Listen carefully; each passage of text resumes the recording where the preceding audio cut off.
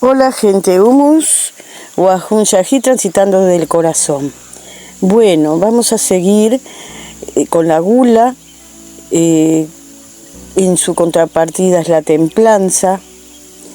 Y habíamos hablado en el audio anterior que la gula es mucho más profundo que comer mucho chocolate, que tenía que ver con los excesos, con adicciones, con pensamientos autodestructivos. Y que de esa manera vamos a trabajar la avaricia, porque la avaricia tiene que ver con acciones, pensamientos autodestructivos hacia afuera. Y lo que es arriba es abajo, o sea que trabajando la gula, que viene a ser el accionar autodestructivo, que después lo generamos todo en nuestro entorno, ya vamos trabajando también la avaricia.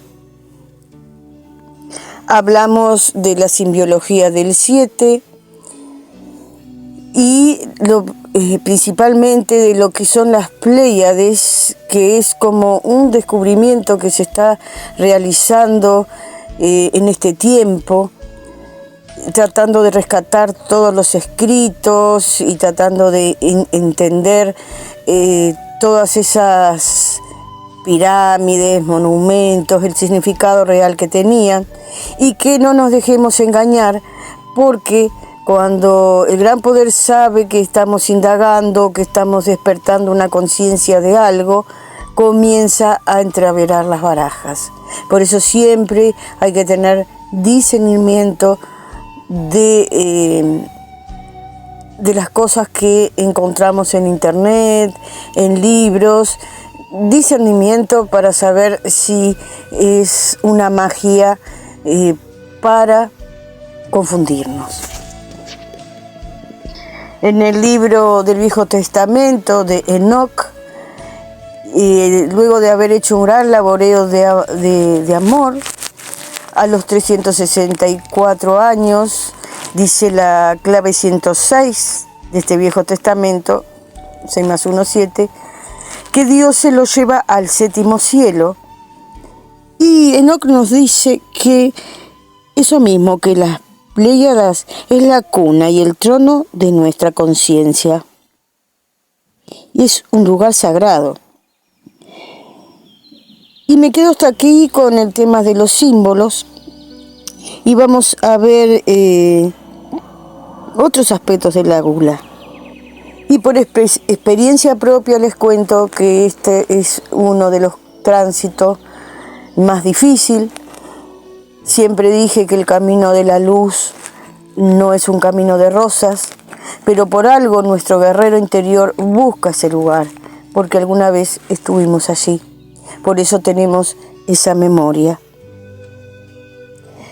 Y podemos encontrar en ello mucha resistencia. Y fue gracias a esa resistencia que encontré en su contrapartida la palabra más hermosa, que es rendirse. ¿Y rendirse qué es? Es aceptar lo que nos está pasando para poder cambiarlo. Resistencia es un obstáculo que impide el flujo de energía. Y cuando nosotros estamos en resistencia, pasa también eso, nos mengua nuestra energía. Pero cuando aceptamos, entonces podemos definir, bueno, ¿me pasa esto? Sí, me pasa. ¿Qué hago con ello? Y no olviden que el universo siempre nos lleva al lugar anterior. Para darles un ejemplo más gráfico, es cuando vamos en un auto. Cuando el auto arranca, nuestros cuerpos van hacia atrás, porque están acostumbrados a esa quietud. Luego de un rato de andar y el auto frena, nos vamos hacia adelante. O sea, el universo siempre nos lleva a ese estado anterior. Pero si cruzamos una línea específica, podemos hacer ese cambio y el universo nos va a llevar ahí. Y de otra manera, va a llegar un momento que cuando nos resistimos tanto y no sabemos salir de ciertos lugares, llega como un golpe, una explosión. Y podemos evitarnos de eso si podemos pasar esa línea. Antes de comentarles ciertos aspectos de la gula, al igual que la lujuria, le voy a proponer ejercicios, preguntas, para ayudar en este tránsito. Primeramente, darse cuenta de desacuerdos internos. Entonces, escribir en una hoja 3 columnas. En las laterales, hacer una columna para la mente y otra para las emociones. En el medio va a estar vacío, que va a ser el corazón. Y ahí pongan todo lo que le dice la mente en la columna respectiva y todo lo que le dice la emoción en su columna correspondiente. Van a saber lo que le dice la mente porque la mente da mandatos y las emociones habla de sentir. Y luego respirando desde el corazón y largando hacia afuera el aire con una sonrisa, respirar y ver qué les dice el corazón. El corazón siempre actúa como mediador. ¿Cómo se alimentan?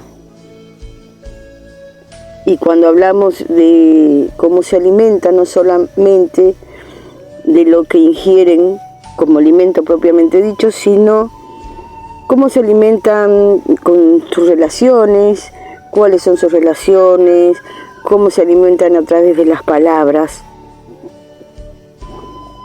Revisar cuál es vuestro lenguaje, si es dulce, si es duro, si es sarcástico.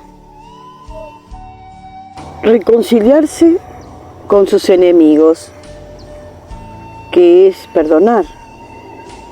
Y perdonar no significa olvidar, es recordar, sí, en el presente, pero para seguir hacia adelante. Entender qué es lo que ese enemigo, entre comillas, vino a mostrarnos y qué aprendimos. Perdonar no es olvidar, es soltar ese agente tóxico que no nos deja avanzar. Reconocer vuestro depredador interno. Por ejemplo, entender ese depredador interno en las cosas que nos sentimos estancados. Ahí puede estar el depredador interno. En esos sentimientos, en esas emociones que no entendemos y nos causan daño. Que si hubo algún hecho, no fue ese hecho en sí, sino a veces viene de otro lugar más lejano, como son la repetición de patrones, que nos hacen repetir una y otra vez. ¿Cuál es ese depredador interno? Y por último, reconocer nuestras luces y nuestras sombras, que muchas veces son 2 caras de la misma moneda, porque en nuestras sombras está nuestra luz. Y muchas veces en nuestra luz está nuestra sombra. Por eso identificar cuáles son las sombras de vuestras caridades. Porque muchas veces a través de ser alguien bondadoso, solidario, escondemos una sombra, como el querer ser querido y ser reconocido. Pero si nosotros no nos queremos y no nos reconocemos a nosotros mismos en esa resonancia, vamos a llamar a alguien que no nos ame, que nos utilice. Así que bueno, reconocer las sombras de nuestras caridades. Que en definitiva ese don o esa luz va a quedar más limpia y va a quedar más auténtica. Cuando comencé a trabajar la gula no sabía por dónde comenzar, no la tenía muy identificada en mí. Pero ciertamente, cuando enviamos un pensamiento al universo, éste nos escucha. Y es así como yo misma abrí este portal.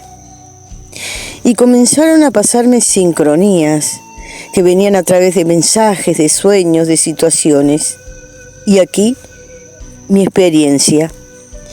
Una de estas experiencias fue que, por un error del departamento médico, se me había realizado un descuento que hicieron todo junto porque no lo habían realizado, de unos 15.000 pesos en lugar de realizarlos en 10 cuotas. Comencé entonces a vivir más austeramente, eso era lo que pensaba en ese momento, y no me enojé por todo esto sucedido, porque había aprendido que el universo nos da no lo que queremos, sino lo que necesitamos para aprender. Y me di cuenta que en realidad no fue tan austera. Una de esas situaciones fue que yo pensaba hacer estos mismos audios en un estudio que me iba a salir muy caro, por lo que por esta razón decidí hacerlo así artesanalmente, por así decir. Y en definitiva, ¿cuál era el propósito? ¿Lo perfecto, lo bello? ¿O el mensaje que quería entregar, las herramientas que quería entregar para aquellos que les llegase todos estos audios? Y que buscaran información como la busqué yo misma, esa información que necesitaba para mi espíritu. Por lo tanto, aquella frase de Gandhi que dice que el más rico no es el que más tiene, sino que el lo necesita, lo fui entendiendo. Otra cosa que me pasó fue que me iba de compras al supermercado y si no era consciente de lo que necesitaba, tomaba algún artículo por las dudas o me hacía un surtido para un mes y muchos de esos productos no lo iba a consumir antes del mes y se me echaban a perder. Por lo que empecé a achicar en el tiempo el surtido para 15 días. Y allí me di cuenta que en realidad yo no estaba viviendo en austeridad, sino que estaba aprendiendo a administrarme mejor. Aún no era consciente de que estaba trabajando la gula. Y como les dije, no la identificaba a mí totalmente. Hasta que empezaron a venir sincronías. Y me di cuenta que en ese portal que abrí iba en buen camino. Y fue un mensaje. Tuve un sueño donde vi una casa lila, rodeada de plantas verdes, muy verdes. Era la casa de mis sueños. Cuando se lo comenté a un compañero, me dijo, el lila es escudo, protección. Y yo abrí los ojos desmesuradamente, porque escudo, protección, es justamente la carta de la templanza y que es relativo también al dragón. El dragón forma parte del inconsciente colectivo del ser humano.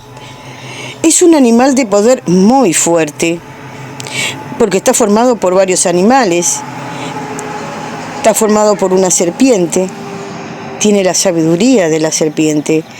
Vuela, tiene la sabiduría de los animales alados, la capacidad de ver desde arriba de todas las perspectivas posibles. Tiene que ver con la ancestralidad también. Se mueve en los 5 elementos. Para los cristianos, o mejor dicho, posterior al cristianismo primitivo, el dragón significaba pecado. Ya sabemos lo que realmente significa pecado, si no son caminos iniciáticos. En la fe posterior, como bien dije, al cristianismo primitivo, se representaba al dragón con el diablo. El diablo, en la carta del tarot, es el que se ríe de todo. Es el que su sexualidad la vive con una gran creatividad. Es el control de sí mismo. El diablo sabe trabajar con las dos energías, femenina y masculina. El diablo, poco entendido, es muy sabio.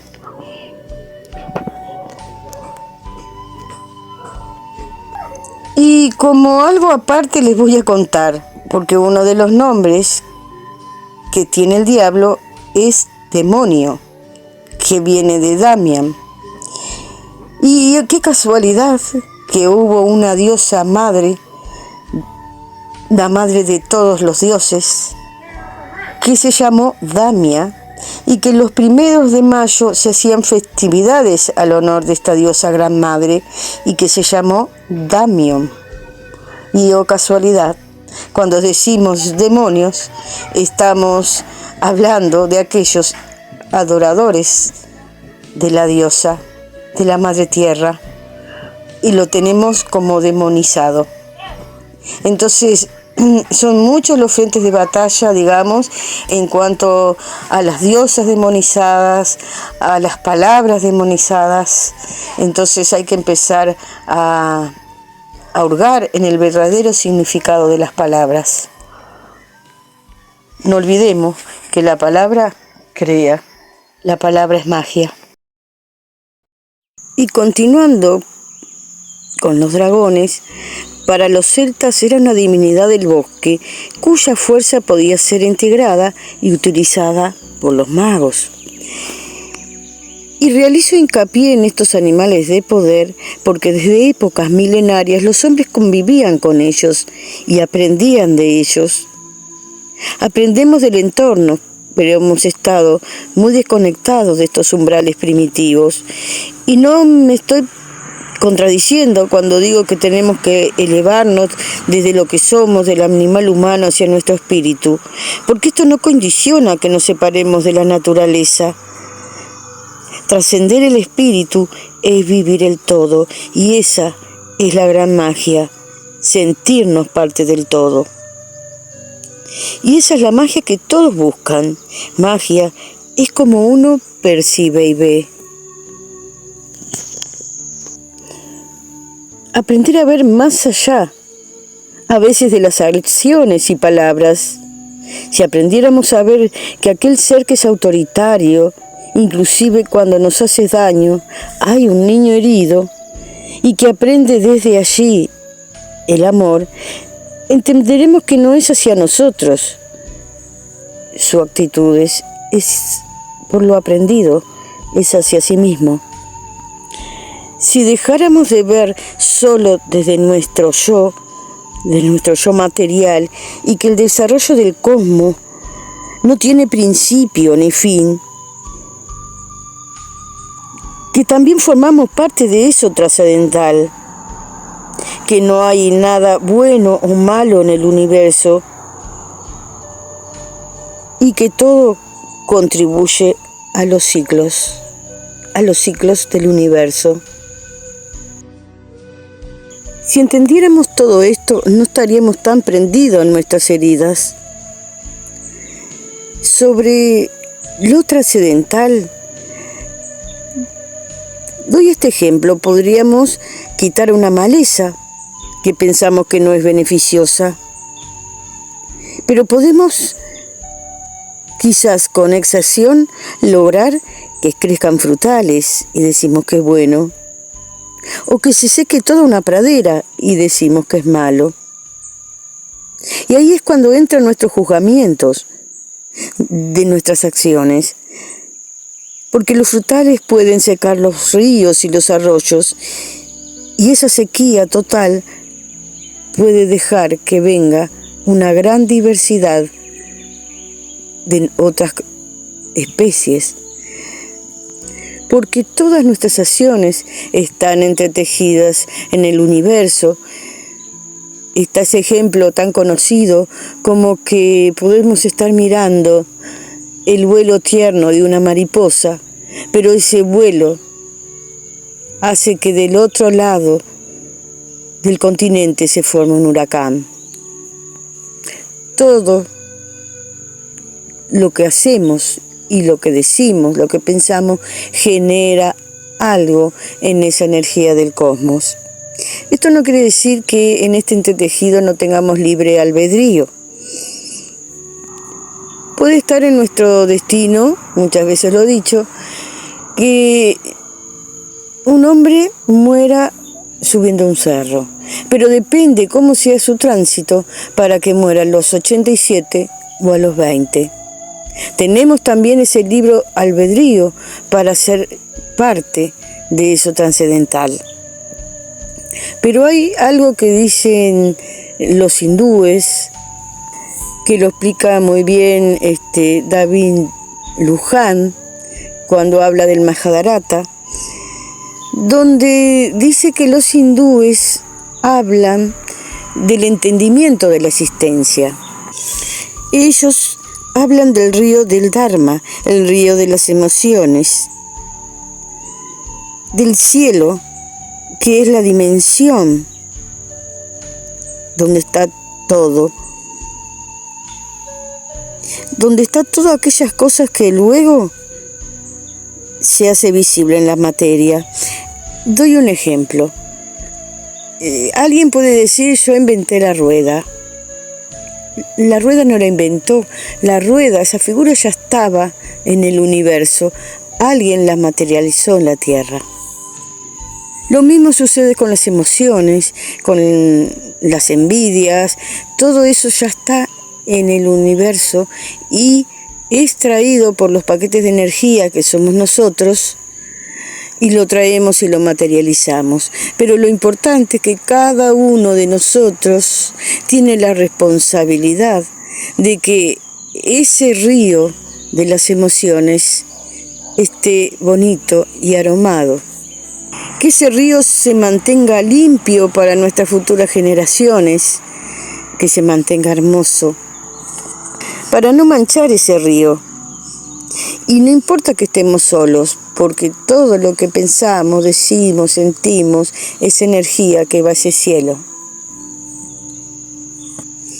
Esta comprensión me hizo comenzar a no ponerme mal por los errores, por las equivocaciones, porque yo también soy flujo del universo. Y no podemos dar una explicación, a todo queremos dar explicación para algo que nos trasciende más allá de nuestro yo, de nuestro propio ombligo.